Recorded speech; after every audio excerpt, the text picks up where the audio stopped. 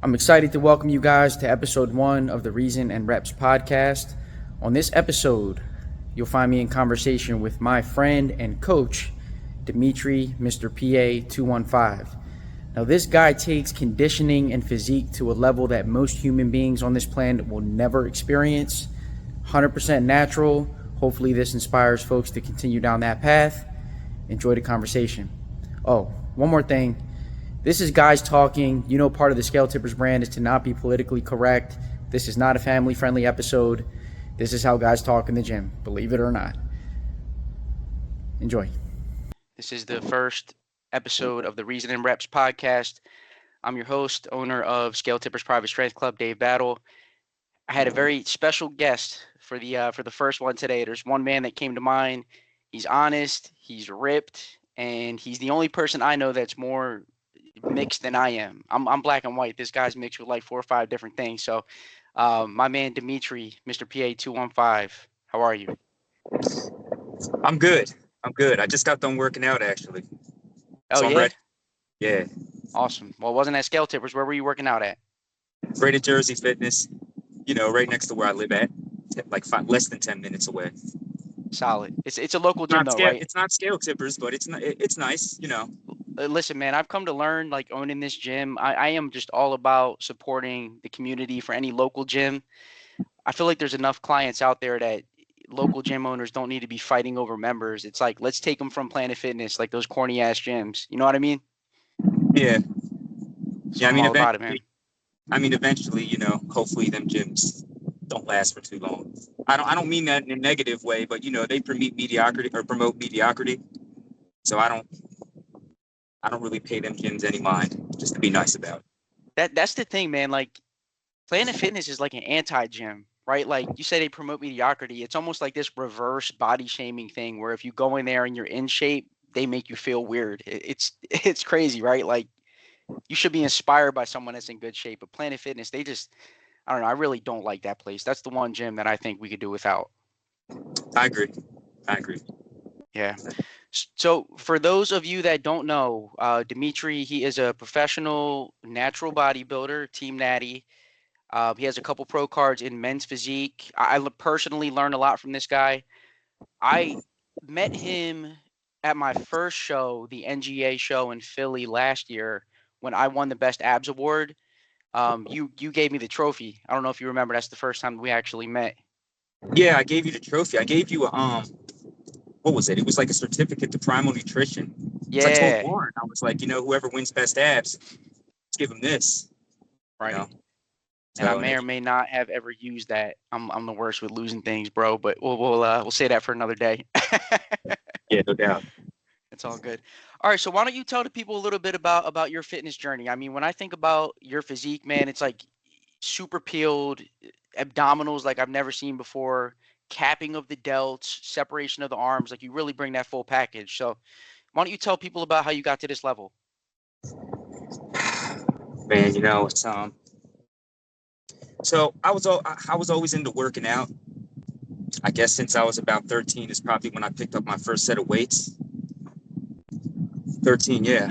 My mom's boyfriend at the time had weights in his living room, or in our living room for the time. So, I'm bored. It's the summertime, sitting around. Like, I'm gonna see what this is about. So I started doing curls.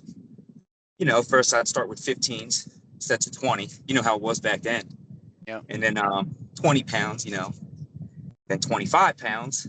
And then that's where it stopped around that time. And, the form was shitty once it got past 20 pounds. But, right. You don't know any better at that time. But I've noticed, like, my biceps were getting harder. It was, like, balling up when I was flexing. So, I'd go to school. We played something called Bloody Knuckles back then. I don't know if you remember that. We didn't play that in Philly. Is that a Jersey thing? No. I actually, we'll get into this. I'm from out in Philly. Oh, yeah? I moved out to Bristol, and that's where I went to school. But okay. We'll speak on that next time I see you. Gotcha. So I was there, and we would play this game called Bloody Knuckles, where you put your knuckles on the table, and you grab a quarter, and we each would, like, throw the quarter to your knuckles, and it would slice off skin on your knuckles.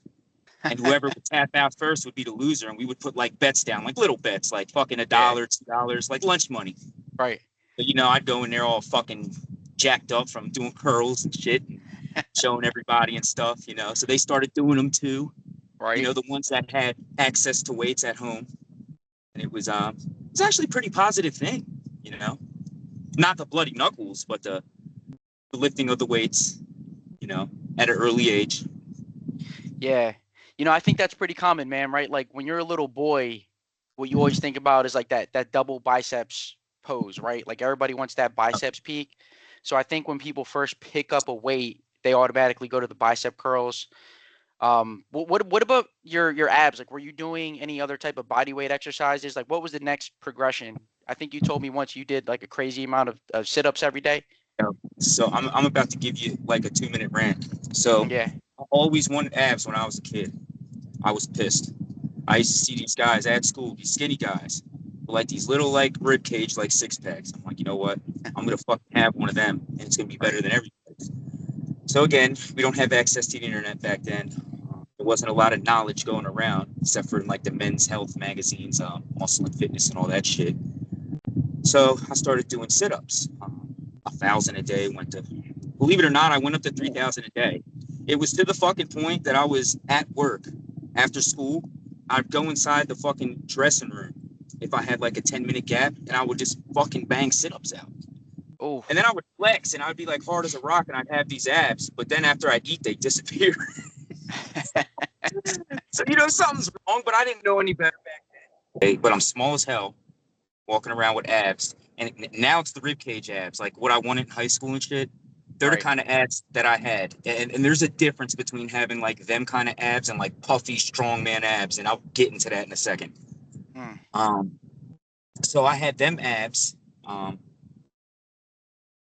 then once they went away, like in the wintertime and stuff, I was like searching for a diet. So about 2 years down the line, I was tired of it. Busted my ass. I started running outside. Nothing was happening at all. So the diet, that's what I looked at. What am I eating? I'm not eating that much, but what am I eating? And that's what it came down to. The choices that I make. I was eating like pizza and cheesesteaks and shit.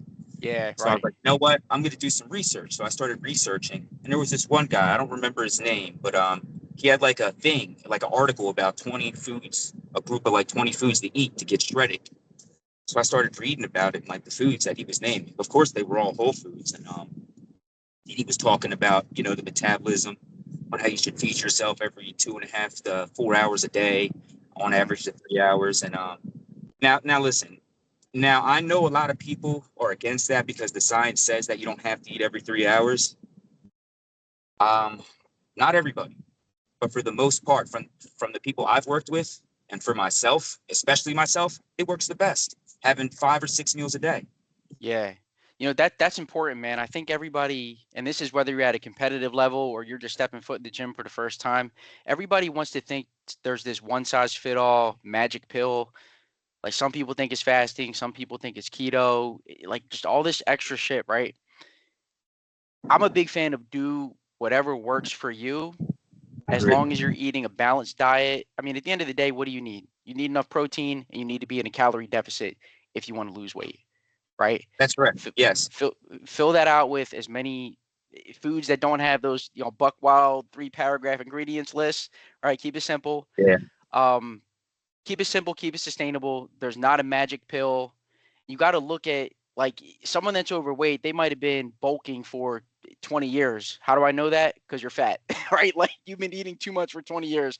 So why do you think that you can lose weight and get this competitive physique in 6 months if you spent 20 years eating too much, right? That is true. That's People don't want to absolutely hear true. that, bro, right? Like, you train people. They don't You're want to right. hear that, but that's the truth. And you know what the crazy thing is? It took me all them years just to get back to being ripped. But for them 3 months, and I mean the years before that I put in them 3 months, I was busting my ass. And when I mean busting my ass, I mean waking up, running 5 to 7 miles, fucking Mm, going to the gym on top of that. My legs were still growing. Everything was still good, you know, until I got like peeled like fucking 5 to 7% body fat. And then I just couldn't run that much anymore without risking a washout in a way, Right. you know. But certain people have different genetics for certain things to where somebody can go out there and run and still hold a good shape compared to somebody else that'll go out there and run and they're just going to lose fucking everything, you know. Exactly. It's just, I mean, it's the same thing with pooling water and bodybuilding. And you know, I'm against that until like the final day, and then we'll watch water. Now, I'm not saying that you should gulp water down before you get on stage the morning of the show. Absolutely not. You got to really watch that shit. But to get a good pump, you're gonna need water. You know, especially if you're Yeah. using creatine and citrulline backstage. And so, yeah, I'm not against pulling it completely, but I do watch it that morning for sure. Sure. Yeah. You know, it's funny you say that, man. And you've said this to me, right? Like natural bodybuilders need to be using natural coaches. And what Yeah, yeah, happens is, 100%, right, like 100%. your body just works differently. And I'm not here to judge if someone's enhanced, like that's your body, that's your thing, do whatever you want. Not the path for me. But I use you, for people that don't know, I used Dimitri for my last show that I just did about a week ago at this point, and that was my best look ever. And we didn't pull any water until the morning of the show, That's it. Yeah, yeah, right? basically. And we were even giving it to you backstage before you got on stage. You know, once we got the pump going on with the citrulline. Remember the one Yeah. ounce lids that we were drinking back there? Yep. Yep. That Yep. had like 8 ounces back there. I mean, within like the 2 hours that we were back there. You know, because But I mean, we got to get that pump going. You know, we have to. We have to. and And the only way to do that is if we can add that water to it. yeah, it's crazy, man. This was my, so I've done, and I'm gonna get back to your competitive journey because I know you've No done a problem. lot more shows than I have, but this was the, I think, fifth show I did last week, the OCB show out in Harrisburg, and it was my easiest peak week insofar as I had a moderate amount of carbs. I Yeah. didn't cut water, like I didn't feel like shit, and I think a big part of peak week, and I know you believe this, and Joe Franco believes this. It's like, if you're not ready for the show a week out from the show, you're not going to work some magic during your peak week that's going to transform your physique. Like the work Uh, is already done. So That's, you that's should absolutely true. actually be filling yourself up with maybe a calorie surplus, a little bit extra carbs, right? Like you shouldn't be dead and dry on that stage. You want to talk about that as an experienced competitor? Yeah, you know what? I'm always ready 3 weeks before I get on stage. Mm, And this was when I was pulling water. Not like yeah, sometimes it would get crazy because again, like back in the mid 2010s going into 2020, I mean everybody was pulling that shit and the look was different. They wanted more so conditioning than they did mm, fullness. It was more like a beach look being shredded, which I was totally with. I think that's the right move to go, you know, because there has to be something like that, like a pretty boy just thing, because you know, physique is kind of turned into kind of like bodybuilding in a way. mm. Um, kind of depending on where you compete too, because that has a lot to do with it. Like, you know, I see certain shows where it's like, all right, that guy looks good, and other shows it's like, hold the fuck up, this guy should be in classic physique, maybe even bodybuilding. Like, what's going on here? Especially, and I'm gonna put this out there, and I know there's gonna be some pissed off promoters out there, but you know, I wouldn't be me if I didn't say it. Like, bro, you got guys winning pro shows and then winning their fucking pro card in other fucking divisions like classic physique. How can you justify something like that? How can you justify that? Like, really, are you a classic physique competitor or are you a men's physique competitor?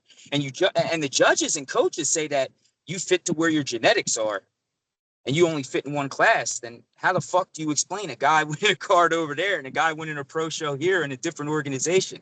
That bothers me a little bit, you know, because they don't have a criteria, it seems like, for certain things when you look at things like that. If we had a beach boy look, then it'd be like, all right, if this guy doesn't have like clear cut abs, a good looking guy, then he don't fit the script. More people are gonna get pissed off right now. But you got guys now walking around. A lot of them. All right, I'm gonna be nice about this. A lot of them just don't fit the model look. You know, they Right. just they just don't fit the model look, and they're getting away with being full and wide. As opposed to being full, wide, shredded. You know, and good looking with good skin. All that stuff comes into play, and it should come into play for men's physique. You know, good tanning, all that stuff. The minute your tan starts to run is the minute that you should not win the show. You know, and I was told that before by a judge at a show. He's like, you know, once somebody's tan starts running, you got to mark them down a point. But that's not the case in every organization. Some of these guys are running the tan. It's like, this your men's physique world champion, and he's got a fucking body full of water coming down him and shit. And it's like, well, in bodybuilding, okay, I understand. It's who's the nastiest motherfucker on stage, you know?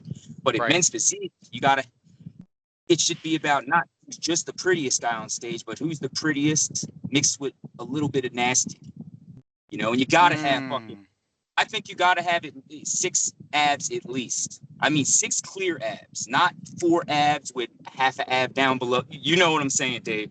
Like, Yeah. I really believe that. Like Have you seen a guy win a men's physique show without clear separation of at least 6? Absolutely. Really? Multiple people. As a matter of fact, I'm going to go on record and say at least 50% of them. At least 50% of them. A lot of them guys are a lot fuller than conditioned. You know, they got a little symmetric look. Yeah. Okay. That's interesting, man. So go ahead. Compared to the IFBB, and you know, I'm not a fan of fucking steroids. I'm totally against it. Right. The criteria over there as far as size is concerned, yeah, it's getting a little out of control for sure.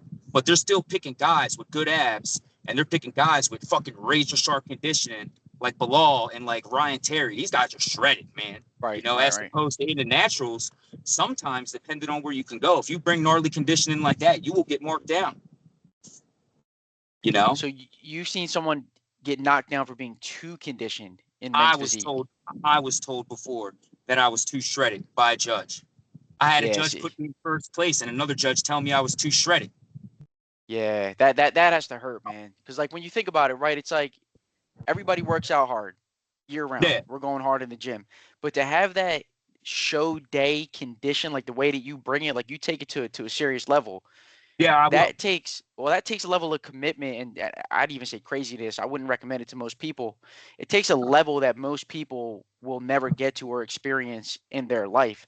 So to not win a show based off being too conditioned, that will probably hurt. I haven't experienced that myself, so that must have been a tough one to swallow.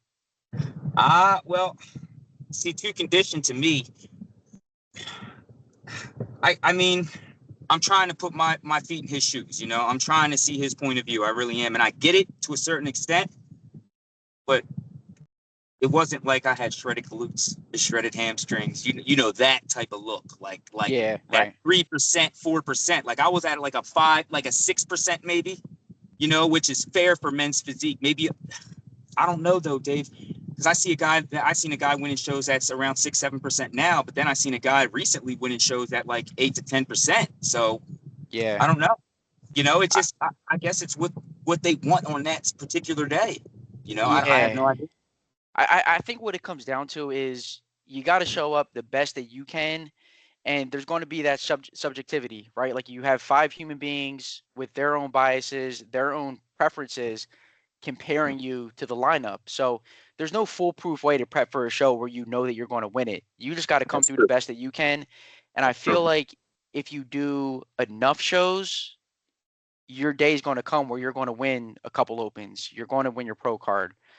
That's just the way it goes. You need to be consistent. You know, there's very few people, and you have the genetic monsters out there, but there's very few people that know for sure that if they do A, B, and C, they are definitely going to win the show.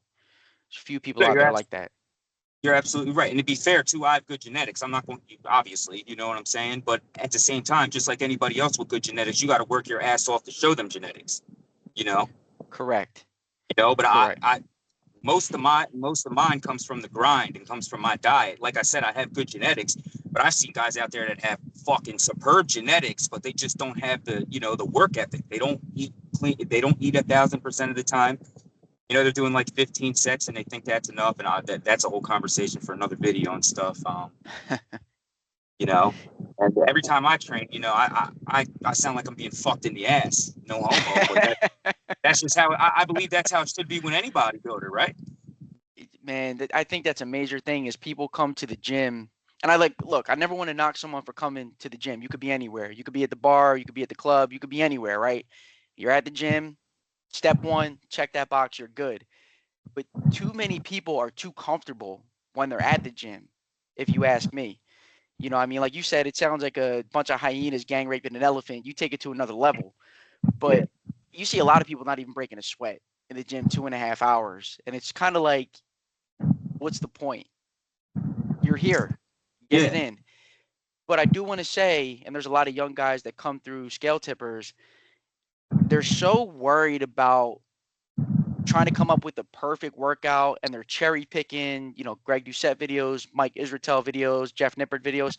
And those guys are all good. They give good advice, but you can't take one snippet of every YouTuber's workout program and come up with the best program that's going to make you some type of mass monster, like unseen mass monster, right? So, what advice would you give to the young guys out there as an accomplished professional natural bodybuilder? Get a good feel on the exercises in the gym. Focus on the form, focus on the control, and then you can focus on the weight. Um, just do the safe thing, because there's a lot of dangerous shit out there. A lot of kids are doing a lot of dangerous shit. Just do the safe exercises, whatever's safe, whatever's original that people are doing to get in shape. Don't try anything new, especially on YouTube. And my number one thing is stay the fuck away from steroids. It's Yeah, Dave, it's bad right now. You got 15, 16-year-old kids using steroids, making YouTube videos, shooting trend on YouTube. I think enough is enough, man. Something needs to be done about it. yeah. Well, hopefully this series here and kicking it off with you helps inspire people to stay natural, because I mean there are kids that come into this gym and every gym that are 18, 19, 20 years old, and I hear them say, "I think I'm at my genetic potential." I'm 34 and I think I still have room to grow. And you know that I go hard and I'm competing at a high level as well. So if I hear Yeah, another person younger than fucking 40 saying they're at their genetic potential, I'm slapping in the face. Got to shut that shit down, right? I totally agree with you. And I wanted to add this in. Jeff gives some good quality information. I think everybody knows that. But see, if Jeff were to know everything, then he'd be winning every natural bodybuilding show. And I don't know him. I have yet to know him to win any show. So that just proves it right there. Like, again, you can be Mr. Know-it-all and have all the answers, but you really don't ever have all the answers.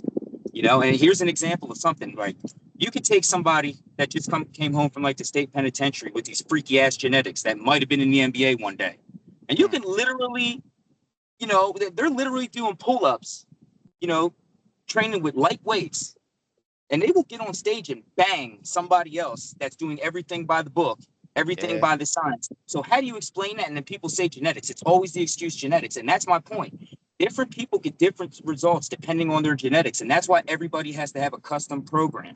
Because a lot of coaches now are just like, oh, this is the way you do things. No, this is the way you do things. No, the plan for every single person should be different based on their reaction and how they respond to the training. That's what it should be. Couldn't agree more. Couldn't agree more. It goes back to that magic pill, man. Everybody wants, 90-minute abs or whatever the trend of the day is, right? Eat keto, do this and do that. But nobody wants to lift weights and eat in a deficit. And that's what you No, have to do. Like, no, nobody I wants mean, to I hear it. clean as Nobody hell. wants to say it. Yeah. I mean, again, and I clean as hell. I'm probably about 98% clean the whole entire year, 99%. But you don't have to do that. Nobody has to do that to get in shape. Again, I'm just, you know, I'm trying to do something here. So Yeah. Well, you're doing something right, man, because I refer to you as the standard for men's physique in the tri-state area. So that means the keep world. doing. Oh, no doubt, man. No doubt. We're gonna, you challenge me. I know one of these days it's inevitable. We're gonna be competing against each other on stage. That's bound to Yeah, happen. So, I see you in the gym, so it keeps me going. No you doubt will. about that. See me on Monday. You already know, man. Awesome, bro. All right. Well, if you didn't know him, he is Dimitri, Mr. PA 215, trainer at Scale Tippers. If you're looking for his services, you can find him over here at the club. Anything you want to leave the people with? Yeah, anybody that lives an hour within Scale Tippers should sign up at Scale Tippers. I'm not going to sit here and promote myself and tell you to hire me, because most likely you don't need to hire me if you're watching this because you're a bodybuilder. But you need to go in there and sign up just for the experience and atmosphere.